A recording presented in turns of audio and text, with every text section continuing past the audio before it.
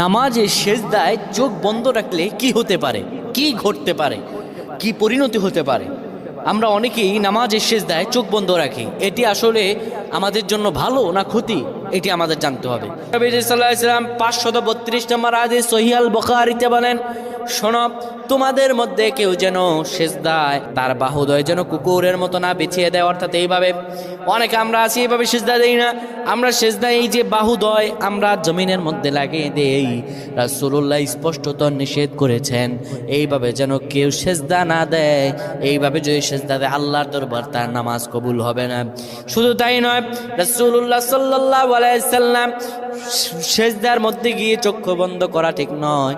যারা চক্ষু বন্ধ করবে হয়তো মনের ভিতরে কোনো ফাহশা থাকলে সেটা দেখা যেতে পারে, কিংবা চক্ষু যদি বন্ধ করে রাখে তার এখানে কি আছে, সেজদার মধ্যে গিয়ে কি দেখতে পায় না দেখতে পায়।